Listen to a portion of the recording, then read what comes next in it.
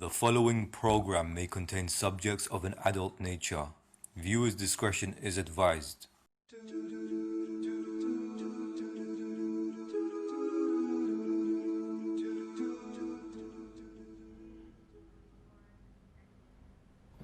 Welcome back to It Takes Two. Yeah, just before the break, we were exploring this letter where the sister was saying, you know, she's almost peaked with her current husband, and sometimes thinks about a previous partner and is, you know, worried if this is the case. And I know you mentioned something in the brief about, you know, maybe they're just not compatible, but I think it's quite deep. It can be deeper than that, because in my experience in counseling and psychotherapy, my experience is that there are sometimes people in relationships who, for example, start off in this particular area in their marriage, and it's great.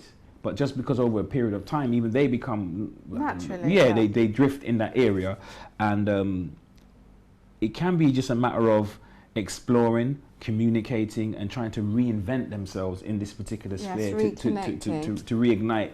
I definitely agree with that, but I think what we tend to do, and because marriage is valued so much in our religion and the sanctity of marriage, that sometimes we fail to recognize that there are instances where physically you're not compatible. And yes, you should be trying all avenues to make sure that each partner is their needs but they're are grown met. physically or from the get-go, It can be it can be. I mean, why would it be so shocking that physically you're not compatible? Everything else you are.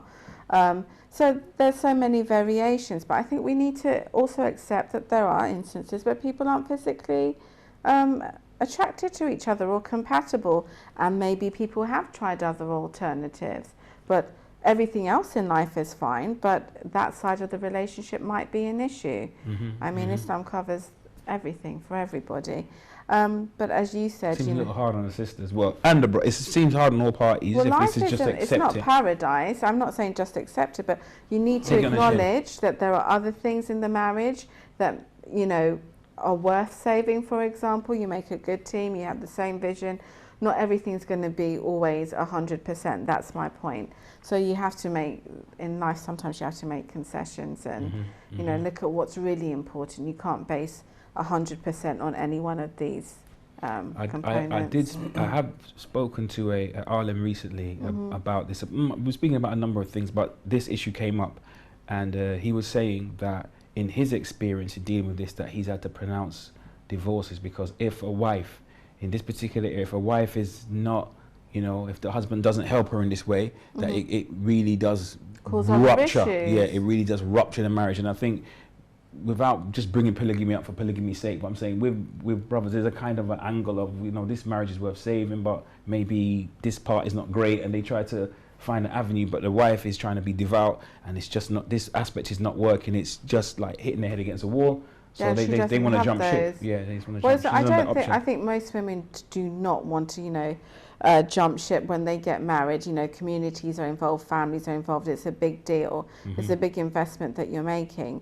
But at the end of the day, you don't want to put yourself in a situation that you might be putting yourself in sin, or in a situation where you might be corrupting your own self because your needs are not being met. And it's wrong to presume that women, you know, do not have needs or may not have, you know, their minds might wander or whatever. That's why it's so important to work on that side of the marriage, both for the male and the female, because everybody has needs that needs to be met. Sure. What I was wondering about is, how do people gain education in this area? Okay, like, for example, when you're studying counseling or psychotherapy or psychology, you know, it's secular, right? So we read books, we watch DVDs, we do whatever. It's part of the syllabus. But Islamically, with sexual intimacy, even the word, you know, it kind of like triggers, you know, tension. So how how what kind of environment, or I don't know about seminar, I don't know. I'm looking for an idea, especially in the modern world. How do we have two options, create knowledge in this area? Have two options, basically. One is the informal option, all right? For example, you might have a member of your family, okay, a brother, a sister, an aunt, an uncle, whoever, that have the experience, so they're not talking or just, blindly, have the experience that you could speak to them on an informal basis and they can give you hints. They can give you a guidance. That's the informal level, right? Or you can speak to friends, okay? You don't have to say it's you, right? But you can ask them about this type of issue, and you can find out from them their point of view. So you definitely have this informal area where many people take advantage of. Then you have the formal area, and I would think the formal area breaks down into, for example, media, right? Books, manuals, right? There are so many of them that you could consult, right? You don't have to be looking at, naughty films, for example. You don't have to be doing that, okay? But there are many very, very good books written with no pictures, written by experts about these types of issues that you can consult. Okay, there are thousands of them. So right? so these books are okay to you see, because I'm saying somebody that's gone to like a secular study, we just read these type of books, they are. For people trying to be devout, they might think, this word. No, of course they are. First of all, I think it's very important that you know your Islamic standards and your Islamic limitations. Right. Okay, because sometimes in these books, they might even maybe have advice for same-sex couples, for example, that you might, it is not relevant to you. Yes. Doesn't mean to say you throw the baby with the bathwater. Yeah. Okay, this is just how it is. And people don't have a right to criticize that unless they are prepared to create sexologists in the Muslim community and can write a book with Islamic values about guiding people. All right, so you have these things. You have books. Yeah. You have films. And I'm not talking about films that are graphic in these types of things, but discussing these things. And you have professionals who you could consult, who could also guide you on these types of levels. So there is help out there, and it's easily available. When I was in America, before someone would get married, they would have like a mentoring scheme where they would allocate somebody to you that is married and has been married for some, towards your age and what you're interested in. They'll kind of pair you up with someone to really talk to you about what marriage entails and how important looking at every aspect of marriage is, including the physical side of it, both from a female perspective and a male perspective, is because not everybody's comfortable going to their aunt, uncle, or even mum or dad. You really don't want to be having that conversation. A lot of people. Some people do, that's great, but other people, they want to. They associate better with people who are on the same kind of level, their peers, their peer group, but who have done that, who they can look up to and get some points of. So I think that's really important, and we should look at that in our own communities, to have kind of a buddy system for people who are engaged or are planning to get married, so you can have these discussions. And if you're uncomfortable about something, there's a safe place to air that issue and to talk about it, because we're presuming a lot. A lot of the time we put a lot of pressure on one party, be it the female or the male, and expect them to know everything and be fantastic. And when that falls short, now our world is devastated and we don't know what to do. People are just people. We have strong and weak points, and a lot of the time we just need to overcome that hurdle and go to the right people and hopefully get that issue resolved. The reason why I asked that question to both of you really is because I'm aware that that for some people, when they feel like they have a deficiency in that area, instead of maybe seeing it as something that can be just learnt and improved, they internalize it as almost like a part of their being, and they feel inadequate. But then there's also this side of feeling it's difficult to access genuine help and knowledge while still trying to maintain like a good Islamic etiquette.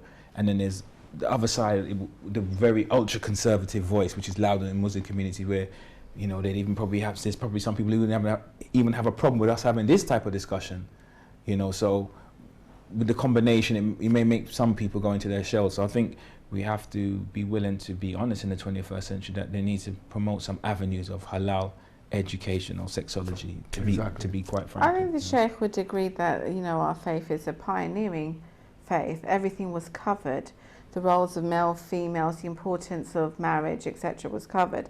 So why we suddenly need to feel all shy and almost, dismissive of it? Our faith was pioneering. We have excellent examples of women and men.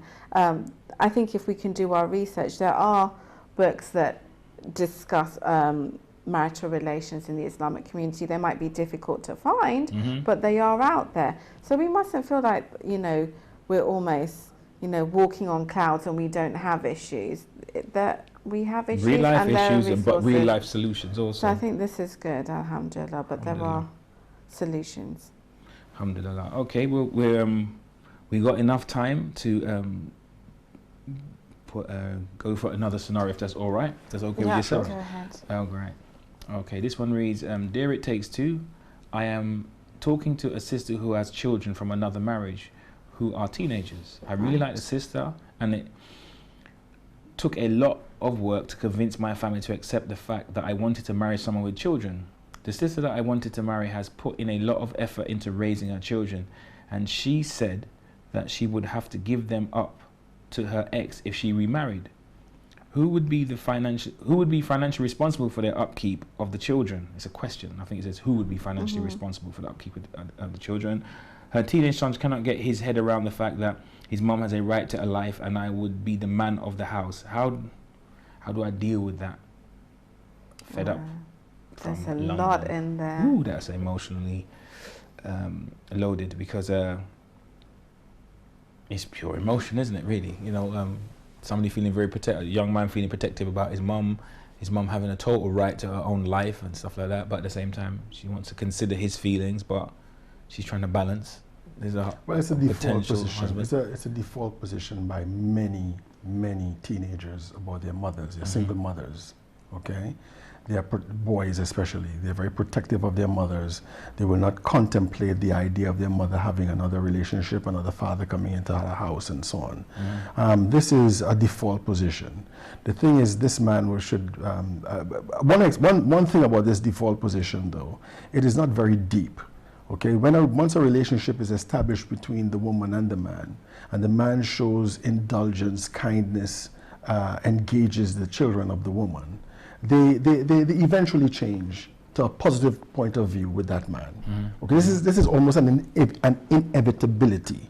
All right. So what the man has to do is to be patient, okay, and let them go through this particular phase, okay, this particular attitude, until a point is reached where that child values that I guess surrogate father, if one can call it that, values and respects that person and welcomes them into their lives. That must take real work, though, because I hear you, I know that it's possible, but I dealt with people therapeutically, and they're people in their 50s and they're talking about when their mum remarried when they were 15, and they're still holding on to resentment issues. Well, I think this might have deeper roots. This might have more traumatic types of roots in them, than a normal kid, who misses their dad, what I'm saying, and don't want somebody to come in. So the healthy kid, but that's just jealous for their mom. Yes, exactly. It's from somebody who holds on to that traumatic issues. Of course, he has some general. traumatic issues, like with his mother, for example, his own mother, for example, in the past and stuff like that, or what have you. Okay, so you're dealing with more deeper rooted types of things that are harder to eradicate.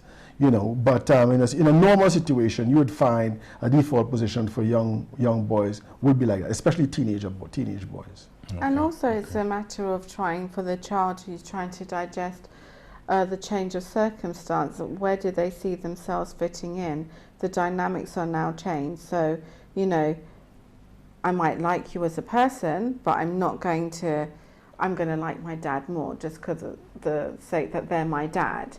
And there's a sense of who does my allegiance go to. So I think for children, most of the time, there's a lot of mixed messages going on here. They may like the person, but they may not like the idea that somebody else of authority is coming into my home, that I rule the... Kind of territorial. Like yes, and then wants to tell me to go to bed at 9 o'clock. Yeah. It's like, sorry, but you're not my dad. So, there's a lot of testosterone going about, flexing of muscles, which is normal, normal.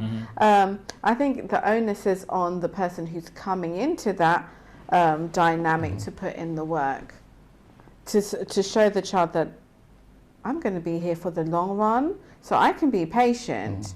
You can have your tantrums, you can not like the situation, but me being the adult, because I like your mum and I like you, it's okay.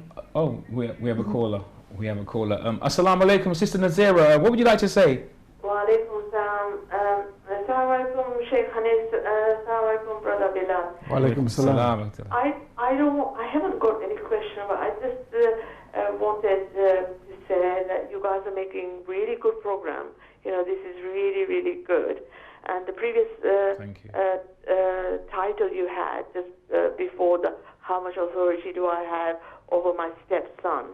That was a really interesting thing. I've been listening, but it's really good. We do need, I see, in this time, we do need programs like this, you know, and you guys are doing a great job. I also do try and matchmake, and we've got one website as well. So, you know, good luck with this program. I hope you can do one program of matchmaking one day, like we Inshallah, did. we would love to do that. We would love to do that, and we really appreciate your support and your kind words, sister. Thank you. Thank you. Alhamdulillah. It's good to know that it's been appreciated. It's very sweet, alhamdulillah. What I wanted to go back to was in the letter that he was saying that I put in a lot of work. Overcoming his family issues because his sister has children. You know what it is. You know how a lot of families are. Muslim families are. They're not. Well, families in general, they're not. They can be protective. Yes, they can be, but I feel that, you know, there's a certain element that these sisters are kind of washed up goods, and people are forming an act of charity by saying that I'm going to take you on and your children. It's not like that, and actually it's not very attractive to most sisters, because for a lot of sisters who have children, they're a package deal. So unfortunately, you know, the fact that you have gone to your family and really vouched for me, it's nice, but at the end of the day, I'm not, you know, second-hand goods. So the wording of that can be a bit challenging as well. I've heard sisters say that they almost feel a sense of debt and gratitude because this person has come along and, you know, taken them on as if they're some kind of second-class citizens. He's asked an interesting question also in there about who would be responsible for the son.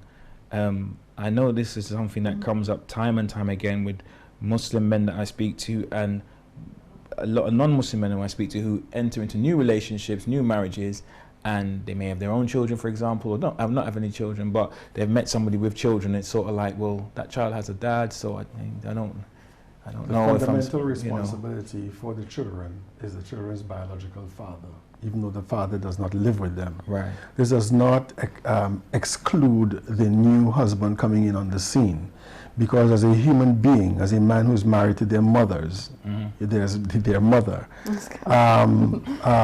he has a responsibility. He has a responsibility to make sure that as part of the household, they are given the things that they need to be brought up in a proper way and to be responsible citizens and upstanding members of the community. Right? He has a responsibility to that. So the first responsibility, biological dad, clarified, wajib, full stop. Yes. The second one, is that like a responsibility in integrity and honor, or is that like, no, Islamically you're supposed to provide? It's not Islamically you're supposed to provide. It sounds honorable. Yes, it sounds honorable. He's a wali. He's a wali of those children. He might not be their father, but he's a wali of those children. You know, he's the guardian of those children. As long as they live under the roof of, that he is living, you know, he is responsible for their Islamic upbringing. The father is not there 24/7. The father is somewhere else. Okay, I mean, this is a complex situation. Most likely this is taking place in a non-Muslim environment, because children at that age would go naturally or automatically to the care of their fathers. All right? The fact that these children are still under the care of their mother, okay, while they're teenagers, it means that they're living in a Western environment where women have the fundamental right, or the fundamental right above the husbands, right? It's automatic. Yes, automatic right to be the major custodian of the children. Okay, so within that particular context, okay, this man now would have a little more responsibilities upon himself than in a normal Muslim environment, where these children would have already been with their fathers. Okay? And these children are growing up under his roof, right? And therefore he is a wali for them, whilst they're both under the same roof. He's a wali for them. And therefore he has responsibilities to them as a wali would, to make sure that they live in a calm, healthy domestic environment, for example, okay? To help them as dependents in terms of their day-to-day problems that they need to have solved, okay? And to make sure that they are brought up in such a way that they are upstanding members of society. These are his responsibilities, and he cannot shirk these responsibilities. I wanted to ask, so in a situation where the sister has children, is it a standard procedure that the children are then, once she decides to get remarried, given to No, you the just get remarried ex-husband? up to a certain age. Up to a certain age. So say she has the children, they're teenagers, and It's she wants usually to younger, get the children are married. with the mum and then By the over husband. 7 years old, they're supposed to be going to their father. If they're not, what would happen? If they're not, Supposing the guy would say, we're getting married now, your son's of whatever age, or your daughters are whatever age. I like you, but I can't incorporate. I don't have the means to incorporate I couldn't do justice. a little family, or a family unit. I can just about provide for you and I. Would he be in his rights to say that, and would she be expected to give the children to the father, or? Because that's a barrier for a lot of sisters who have children. The whole remarriage thing. Do I choose a partner or potential life, or do I? It's a difficult decision to make. Yes, it is in his rights to say that. Okay, it is also within her rights, within a let's say a liberal society, okay, where it gives her custodian, sole custodian or prime custodian for her kids. It is for her to say, from an emotional point of view, from the that I accept your right, but I can't live with it. And if she says, for example, if she thinks that, okay, yes, I accept this and I will send those children back to their father, that's fine too. She shouldn't be judged. Do you have She any shouldn't be words of judged negatively. advice for families to accept their sons or their daughters marrying people who are divorced or have children? Do we have what? Do you have any words of advice that would encourage people to marry, a partner that has children who has been divorced or not? Because that could be a contentious issue in a well, we have relationship many too. examples among the companions of the Holy Prophet sallallahu alaihi wasallam, where they married women who were divorced and had children. We were talking earlier about, for example, how Muslims are becoming so squeamish about certain matters of, let's say, for example, physical relationships. They can't talk about it and so forth. I think it's the same thing with respect to divorced women or widowed women who have children, who don't have children. They have a stigma that did not exist before. Because yes, it is true that young men are encouraged to marry virgins, okay?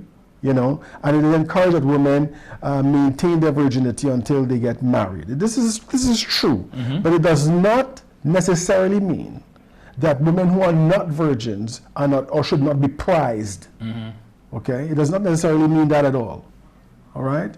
And so there are people, like this particular person, he said, from a long time I wanted to marry a woman who had children. Okay, there's some people who are like that. Or her. You know what I mean? Yeah, a woman who would rather marry much older men who have kids. Right? This happens, you see? And we should not look upon this with any kind of, discriminatory or condemnatory type of a look. Alhamdulillah. Thank you so much, Sheikh, for your words of wisdom, and thank you for your fire and your insights as well, Sister Ruby. So, and thank you all for staying with us for the duration of It Takes Two, and we hope to see you next week. But until then, remember to stay safe. Assalamu alaikum wa rahmatullah ta'ala wa barakatuh. If you've been affected by anything discussed in this episode, do speak up to find assistance at your GP, local authorities, or helplines online. If you have any questions or queries that you would like to send to It Takes Two, please email us at ittakes2@saphirtv.com.